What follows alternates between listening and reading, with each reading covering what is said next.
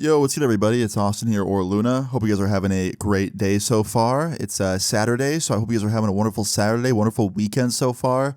If you have anything fun planned this weekend, let me know in the comments. I don't. I'm going to be sitting home all weekend, rotting away at my PC, probably just going to chill. I'll make videos, though, so that'll be cool. I'll be productive. I really like making videos, so I think it's a pretty good weekend. But anyway, today's story time. It's a good one. It's a great one, even. I hope you all enjoy it. It's also on the longer side, which is nice, and you guys like the longer videos. So yeah, let's jump into it. So I'm not too sure what I'm going to end up calling this video, because it's a lot of stories in one, and you'll see what I mean as I tell the story.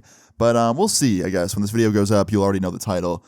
But anyway, today's story time all starts off back as a normal day in 2014.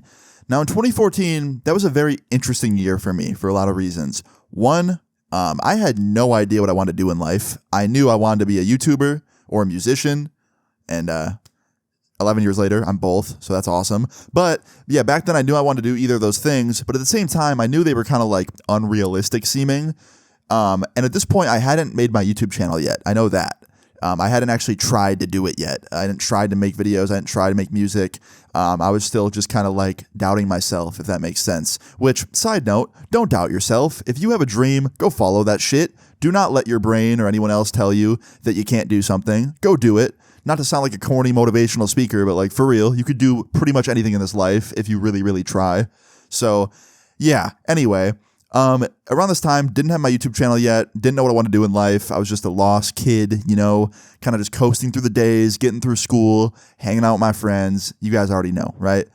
Well, this all starts off like a normal day back then. I jumped up out of bed very slowly. I don't know why I said jumped up. I did not jump up. I got up out of bed very slow. I was very unmotivated on this day because it was a school day and I didn't want to go to school. So I got up real slowly.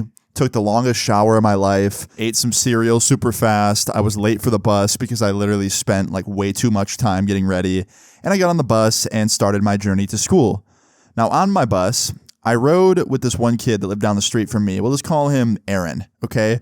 Aaron was a pretty close friend of mine in school. I met him at the beginning of that year, and we got pretty close pretty quick. He lived down the street from me, so we'd hang out a lot, and we had pretty similar interests. We both liked playing COD and, you know, like the same music and stuff like that. And he actually wanted to make YouTube videos as well, so it was kind of cool to like have someone that had the same kind of goals as me. Unfortunately, he didn't keep up with making videos. He made them for a couple years, but then he gave up when he didn't see success. So unfortunately, rip that. Hopefully he comes back to it one day. But yeah, me and Aaron rode the bus every day together in the morning, and we were pretty close friends. And when I said earlier that we had similar interests, we really had similar interests. For example, around this time, Aaron was really into street art, like graffiti and stuff like that, and so was I. And we had this like phase we were going through where we had like books and books of like, you know, like graffiti mock-ups and stuff that we did with like our markers, and it was like really, really cool, right? And it was a fun hobby. Now here's the problem with graffiti. A lot of the time, people do it at abandoned locations or on the side of buildings, and it's considered vandalism.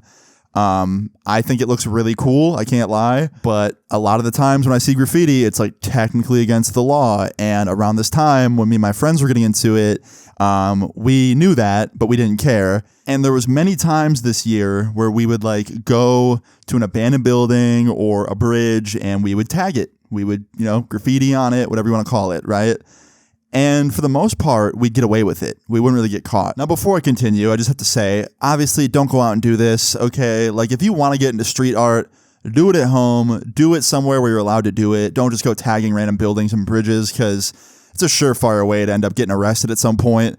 But anyway, yeah, around this time, me and my friends did not care. And I remember on this morning, on the bus, Aaron was looking at me with like this kind of smirk.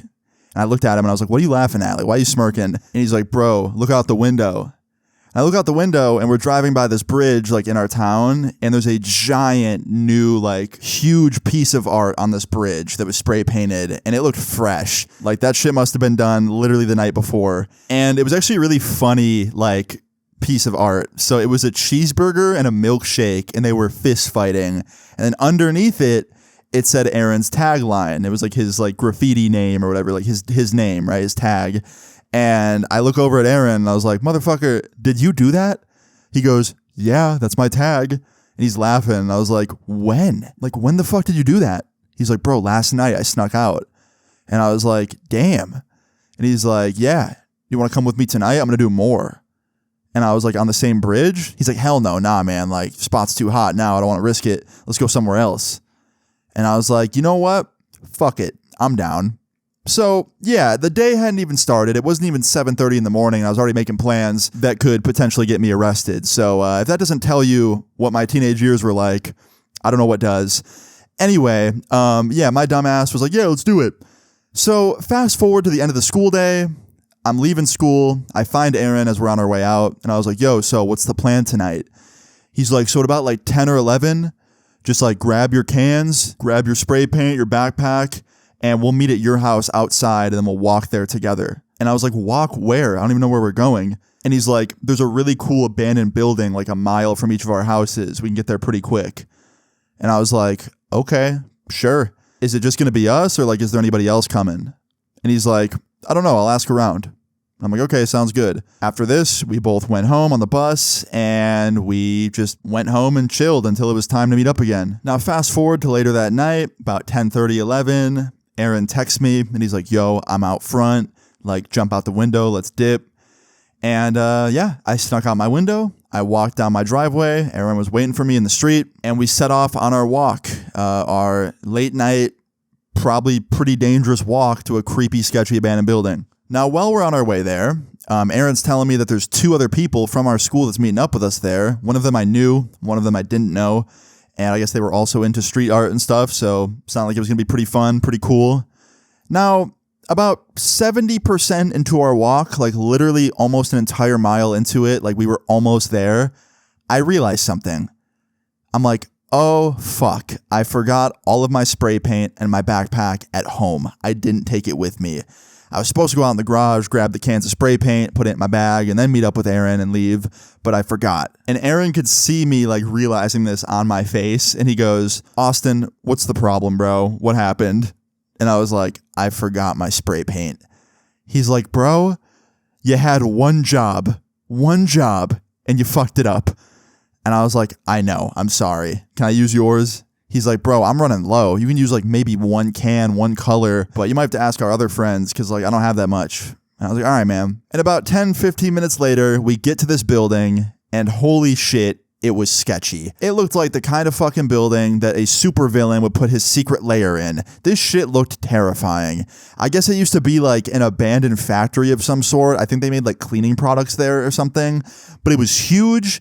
It was dark, not a single light in sight, and it was just creepy. The appearance of it, the lack of like any light, and when we went inside, it was just so creepy in there. Like you could hear shit, you could hear things moving around. It was, I don't know, there was definitely that feeling you get when like you're not alone. That was definitely present. I definitely felt like there was something else in there, whether it was an animal or a person, I don't know, it just felt creepy. But we were already there. I was already in too deep, it felt like. So I was like, all right, like just man up, you'll be okay. And we get in there and we met up with the 2 other friends. They were already in there. And I was like, yo, can I borrow some of your guys' paint? I forgot mine. And they said the same shit that Aaron did. They were like, oh man, like, I'm sorry, we're running low. Like maybe we can have 1 or 2 colors, but don't have a lot. So I ended up getting like 1 can from them, 1 each to be specific. So now I had like 3 total. And the colors were not very ideal. One of them was like a really, really light blue. One of them was brown. And the other one was black. So it was like, I don't know, there wasn't a ton of ideas I had with those colors, but you know, I had to make do. And I started trying to spray paint with them, and like 5 minutes into using the black, it runs out. So now I only have blue and brown. And I'm like, you know what? I'm just going to give up for the night. I'm not going to spray paint tonight. I'm not going to try and do any art. Like, plus, I'm not even that good at it. And like, I don't want to waste these guys' paint. And these 2 colors that I have aren't even that good. I was just basically thinking like, all right, you know what? I'm going to like just chill and watch them do their thing. So I gave the 2 colors back to the people that gave them to me. And I was like, yeah, I'm just going to chill tonight. I'm going to watch you guys do your thing. Just listen to music or something on my headphones. Like, you guys do your thing. And they were all like, really? Like, you sure? And I was like, yeah, I'm fine. And yeah, I just took a few steps back, sat down in this little like lawn chair that was there that someone probably left there a couple weeks prior. I was sitting in this chair just watching my friends do the graffiti, and damn, man, my friends were talented. I was watching this shit come together and they were making some really cool pieces. Like, it was really, really impressive. And I was like, you know what? I'm glad that I'm not spray painting right now because I'd make some absolute ass and make a fool of myself in front of my friends. So I was actually happy that I was sitting this one out and just watching because, yeah, I ain't gonna lie. Most of the reason I don't do this shit anymore, like attempt art, is because I suck balls at it, man. I suck big, giant balls when it comes to me trying to do art. You could probably put a dog that has diarrhea on top of a canvas and just let it shit all over the place. And whatever that shit looks like, it'd probably look better than anything I can do. So yeah, I was just watching my friends be great at art. And I was like, okay, yeah, good that I'm sitting this out. And about 30 to 45 minutes later, we start seeing some other people pull up, which kind of sketched me out because I didn't know who they were and neither did my friends. But we found out pretty quick that they were just like fellow graffiti artists, you know, they were just there spray painting. And then some more people pulled up. And before we knew it, there was like probably 15 people in total at this building. And we were the youngest there. We were like, you know, much younger than the other crowd there.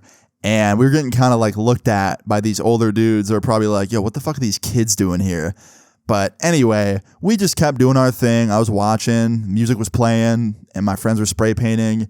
Aaron was working on this like huge, like really cool style of lettering for his name. The other two people that we were with were just doing the same exact thing. They were like doing this really cool like version of their tag, like, you know, really cool lettering and stuff. And yeah, I'm just looking around, watching everyone do graffiti. And then about, I don't know, 20 more minutes go by, and all of a sudden, I see this SUV pull into the parking lot of the building we're at, and it's got its spotlight on. There's a spotlight coming out of the window, and if any of you have ever seen a police SUV, they have a spotlight on the side. So when I saw this shit, I was like, oh fuck, police are here. We should probably get moving. So immediately I run up to my friends. I'm like, yo, cops, cops, cops. And they were like, oh shit. And they throw their cans in their backpacks. And we take off running down the stairs of this building. And while we're running downstairs, my friend's like, yo, there's cops here, there's cops. Like, everyone dip. And one of the guys that's upstairs still, he yells back and he goes, no, chill, bro, it's not cops. And we stop in our tracks. And we're like, what? We go back up there. And he's like, nah, man, that's our friend. He has an old SUV from like the police. It's got a spotlight on it. It's not a cop. And yeah, as the car got closer, I see it coming and I'm like, oh, that is just an old SUV that used to belong to the police and is now a normal car. They just left the spotlight on it. And we were very relieved. We were very fucking relieved. The dude that told us that, he was laughing. He was like, holy shit, man, you guys were out of here. And I was like, yeah, man, I don't want to get caught. And yeah, this car pulls up, it parks, they come into the building. They're up there hanging out with us now. And yeah, another group of people there was even bigger, right? But I was just happy the cops didn't pull up. I thought it was about to be way worse. Anyway, everyone goes back to doing their thing. We're just all chilling.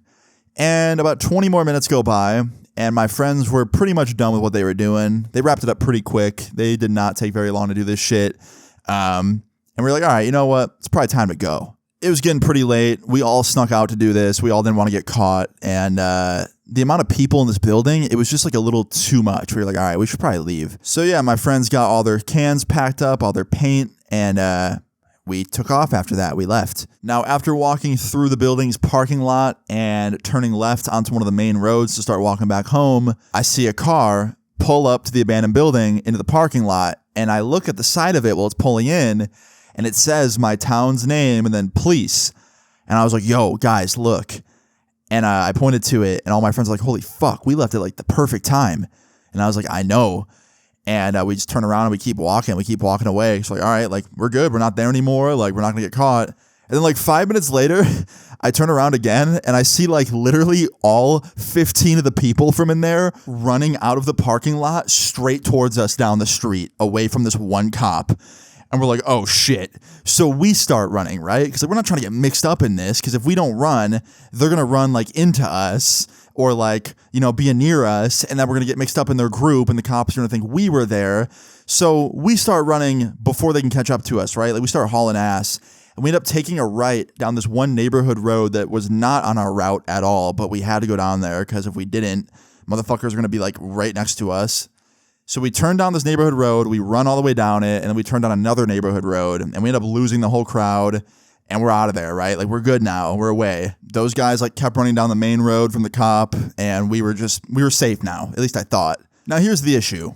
That road that the guys ran down and the cop was chasing, that was the one route that we knew to get home. We didn't really know any other road to take to get back to our places, because we all lived kind of near each other. And we were kind of confused on what to do now.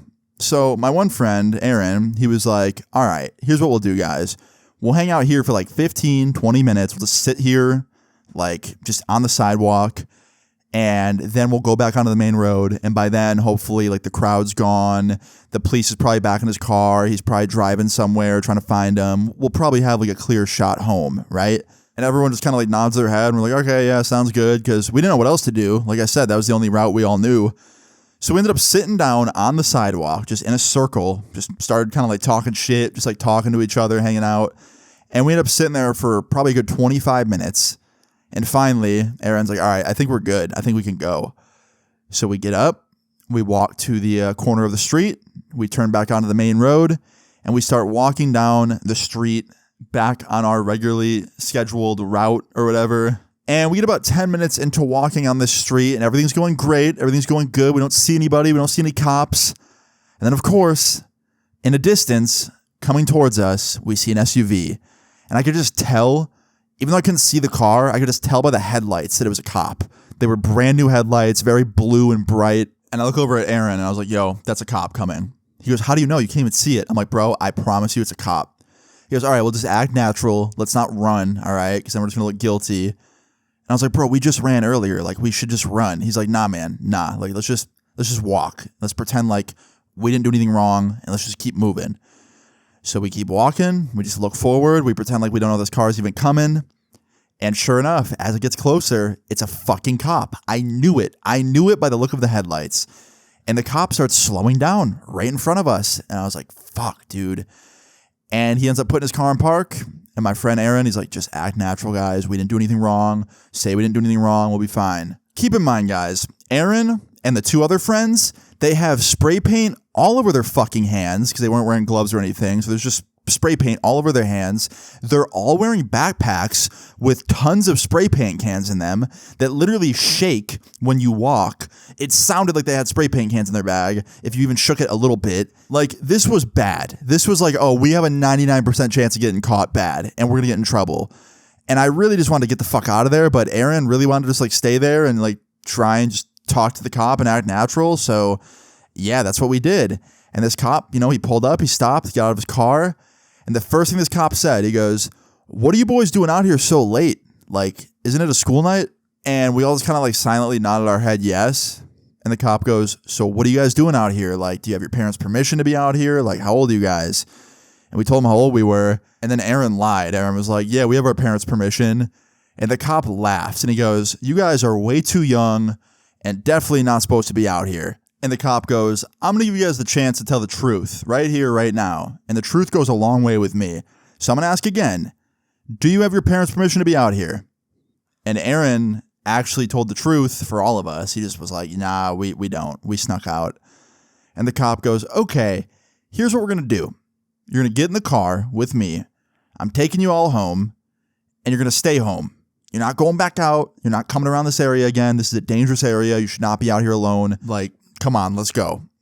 And I thought, okay, this is a good deal. Like, we're going to get in the car. He's going to take us each home, and that's going to be the end of it, right? It didn't sound like he was going to call our parents or tell on us or anything. But when he opened the door to, like, let us in the car, he was like, what do you guys got in those backpacks? And I could see the look on Aaron's face and the other two. They were shitting themselves. They knew they were 110% screwed. And Aaron's like, oh, just some clothes and stuff. And the cop goes, do you guys mind if I search your bags before you get in the car? And they were like, yeah, no problem. And now I knew it was coming. Now I knew that they were fucked. It was over. They were about to get caught. And the cop grabs Aaron's bag because Aaron took his off and handed it to him first. And the cop like gives it a quick shake. He shakes it once and you hear all the spray paint cans go. And then he looks at Aaron's hands and he goes, what's on your hands? And Aaron goes, oh, it's just paint. I was painting earlier. And the cop puts two and two together and he goes, wait a minute. Were you guys just down at that building spray painting? Like, am I going to open these bags and see spray paint cans? And they were caught, man. They couldn't say no, because if they said no, like, what's going to happen? The cop's just going to open the bag, see the spray paint cans, and he'd find out anyway. So Aaron just goes, yeah, we were just there. And the cop goes, do you understand how many calls we get like a week at that place? that's not just some place people go to spray paint. Like, there's homeless people that live there. There's fights. There's drug use. There's a whole bunch of violence over there. Like, this is not an environment for kids. You guys shouldn't be there. And Aaron's like, I'm sorry, officer. Like, I'm really sorry. And the officer goes, yeah, me too, because I'm going to have to tell your parents what you were doing tonight because I cannot risk you guys coming out here again. And Aaron's like, no, please, like, please don't tell our parents. And he's like, nope, I'm telling your parents. Now I'm just standing there pissed off because I'm like, fuck, man, I wish I didn't fucking come out tonight. Like, I wish I just stayed home. I wish I just sat my ass in bed and did nothing. I could have just stayed home and not gotten in trouble. And I was just mad at myself for coming out and like hanging out with them because now I'm in this situation I don't want to be in, right? And the cop asks for everybody's parents' phone numbers. And Aaron started first, gave the cop his mom's cell number. Then he asked the other two. And then the cop gets to me. And he goes, were you spray painting too? And before I could even answer, Aaron interrupts and he's like, Austin was just with us. He walked there with us. He did not spray paint. Like, he doesn't even have a backpack with him like we do. Like, please leave him out of it. And I thought that was pretty cool of Aaron to like kind of have my back and be like, nah, man, Austin wasn't doing anything. He was just sitting there watching. Don't drag him into it. And the cop, I can't believe it to this day, but he listened. He saw that I didn't have a backpack on me, no bag, no spray paint can, no spray paint marks on my hands or anything. And because he looked at my hands, it was the first thing he did after Aaron said that. He looked at my hands. And he goes, okay, you get a pass today, but you cannot come back out here ever.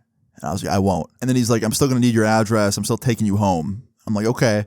So fast forward 10 minutes later, he calls up everybody's parents. He calls up Aaron's mom, calls up the other dude's dad, the other dude's mom, tells them all that their kids were spray painting an abandoned building and that they're all getting rides home.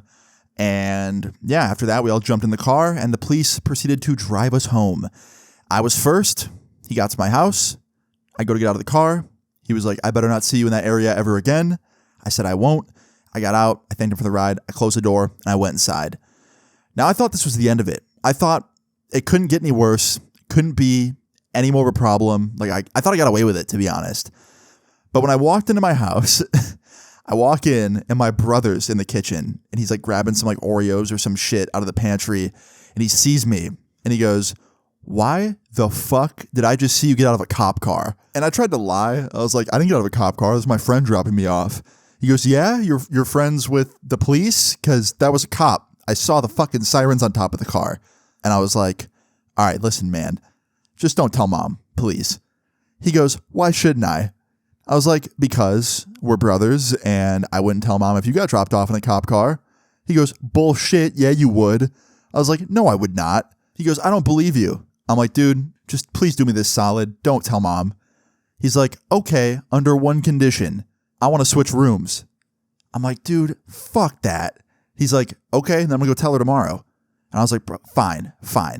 So I had to give him my bedroom, bro. I had the coolest bedroom in the whole house, man. I had this sick bedroom. It was the biggest one. It had this window that looked out into the street. It also had the best internet in there because for some reason the walls weren't as thick or something. I don't know. But for some reason the internet worked really good in there. And I had to switch with him. And he had the shittiest room. He had the room that was the smallest. It was tiny. It sucked.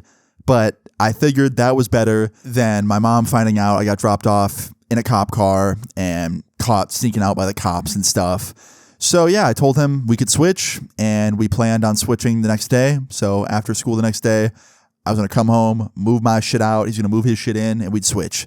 So yeah, we shook on it and I told him thanks, I guess. And I went to bed. Now the next morning rolls around and I wake up to my mom standing over me looking incredibly disappointed. And she goes, come to breakfast. We have to talk. And immediately, my brain didn't even have to turn on. I knew exactly what was going on. I was like, yep, my brother snitched on me. My brother snitched, and my mom fucking found out that I got taken home by the cops, and I'm about to go out to breakfast and listen to my mom, rant to me for the next 20 minutes about how I'm a bad kid, and I'll probably get grounded for 3 months, and it's going to be shitty. That's all, right? It's going to be a really shitty day. So I got up out of bed. I put some clothes on, got dressed. Went to the kitchen table, sat down. My mom's sitting there with my brothers, looking very disappointed in me. And she goes, so Austin, you know why you're here? And I was like, I think so.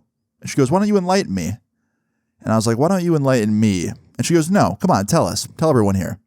And I was like, no, you tell me. And she goes, okay, fine. This morning, I wake up to a phone call from a police officer that claimed he had to drive you home last night because he caught you and your friends at an abandoned building doing graffiti? And I was like, wait a minute, what? She goes, yeah, you got dropped off by a cop last night because you got caught with your friends doing graffiti. Now I'm in my head, right? I'm thinking, I'm like, wait a minute. This fucking cop told anyway. He told me he was giving me a pass. And then he dropped me off home. And then he called the next fucking day. So yeah, I'm guessing he dropped me off, then like went home that night and like looked up my address and got my mom's number or something. And then he called her the next day and told anyway. I really thought I was off the hook. But no, he fucking told her anyway. And yeah, I woke up to my mom fucking furious at me. And yeah, she gave me a whole like 20-minute speech about how that area is super dangerous and how I'm lucky I didn't get kidnapped and, you know, beaten up or something or robbed or worse. And I was like, okay, I understand. And she had every right to be upset, right? Like I'm not saying that my mom was like unjustifiably angry at me. She had every right to be upset.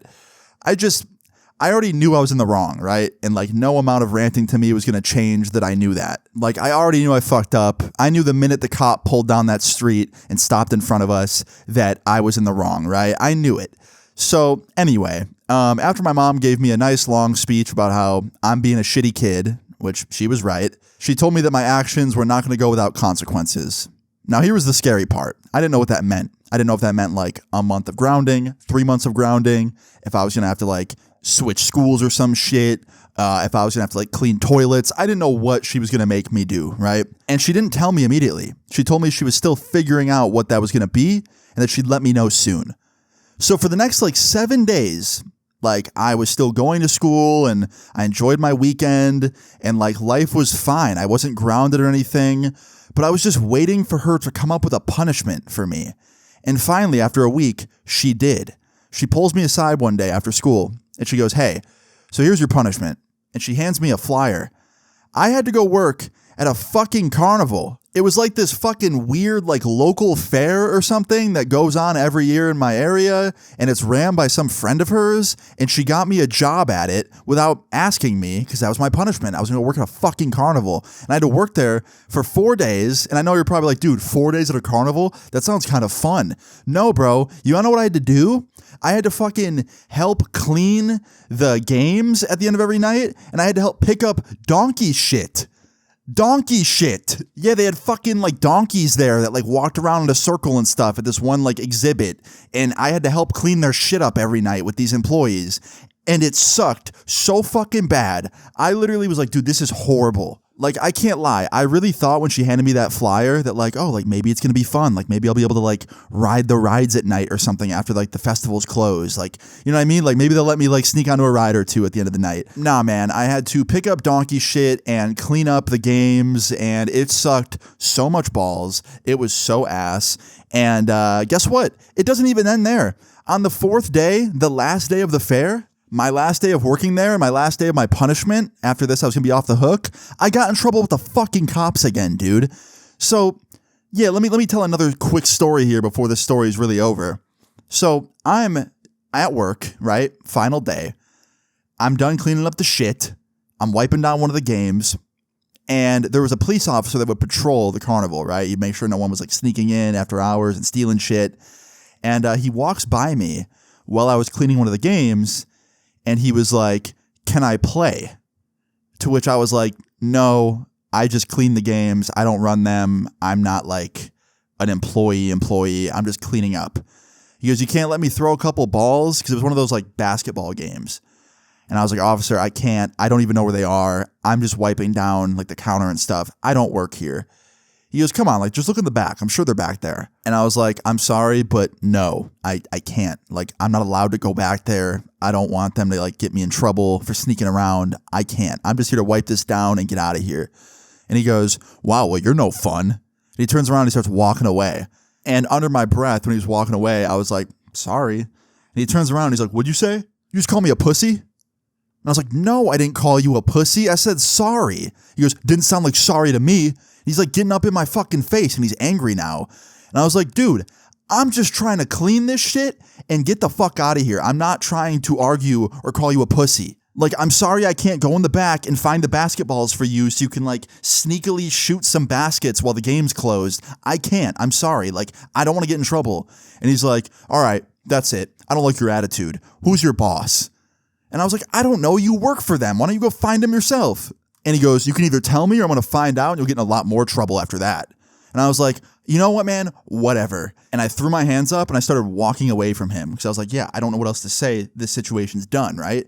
And he proceeds to come up behind me, grab my arms, and start fucking cuffing me, dude, for nothing. And I was like, why are you handcuffing me? And he's like, stop pulling away. Stop resisting. I'm like, I'm not resisting. I'm asking you why you're handcuffing me. And he won't answer me. And I keep kind of like going full lawyer mode on him. I'm like, have I committed a crime? Like, what did I commit? What crime? And he's not telling me. And he ends up walking me over to his car and sitting me down in the back with the door open. And at this point, I didn't know if I was about to go to jail for nothing or if he was just trying to scare me. But right after he sat me down in the back of the car, one of the carnival like higher ups walked by. It was actually the girl that knew my mom and like got me the job. And she wasn't like the owner, but she was like kind of the owner. I don't know how to explain it. She was a high up. And she sees this and she goes, Austin, what the hell did you do? And I was like, nothing. This cop arrested me because I literally said he can't play basketball at the game after it closed.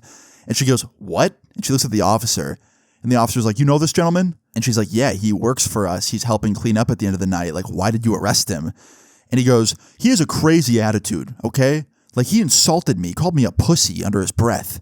I was like, no, I didn't. I didn't fucking call you that. And he's like, see, listen to his attitude. And I was like, I'm mad because you're lying right now. And this lady's like, I know Austin. I know his mother. He would not call you a pussy. Like, he's a stubborn kid, but he wouldn't say that to you. And I was like, thank you. I said sorry, not pussy. And she's like, see, misunderstanding. And he's like, no, I know what I heard. And she goes, okay, well, I still don't think that's enough reason to arrest the kid. He's just here trying to help out. And he goes, well, I wasn't going to actually throw him in jail. I was just trying to give him a bit of a fright, let him know that his actions have consequences. And she's like, I think he knows that his actions have consequences. He's literally here on an account of being in trouble. Like, he's cleaning up for us because he got in trouble. And the cop's like, oh, what'd he do? And she's like, it's really not important. Please uncuff him. Let him go back to work. And this cop's like, well, you should really think about, who you hire every year because he has a huge attitude and his customer service was not very good. And I was like, dude, customer service, I don't understand what you want me to do here. Like, you wanted to play a game that was closed and I have no control over. And the lady, like, took my side again. She's like, look, officer, like, you don't get special privileges just because you're a cop here. Like, you're not going to play our games after hours. If you want to play the games, then you can come back on a day when you're off duty and play at the fair. You're here to work just like Austin's here to work. Now, please go do your job and stop harassing my young teenage employee. And he got real pissed off. He was like, I'm not harassing him. Like, he was just being rude. I was just trying to teach him quickly that, actions have consequences. He was just saying the same shit. And he ends up finally getting me out of the car like 2 minutes later. And he unhandcuffs me. And then he goes, what's your mom's name? I should give her a call and let her know that you're being rude to police officers. And she chimes in, the carnival lady that was my mom's friend. She chimed in and was like, I know his mom. I'll let her know. Please just let him get back to what he needs to do so he can go home. And he goes, all right. Run free, little one. And I was like, okay. And I walked away. I finished up the last couple things I had to do. It was very quick, like 10 minutes. And then after that, I started to get the fuck out of there. I started leaving. I was walking out. And while I'm leaving, I hear a voice go, hey. And I turn around and it's my mom's friend, the one that was kind of sticking up for me to that cop.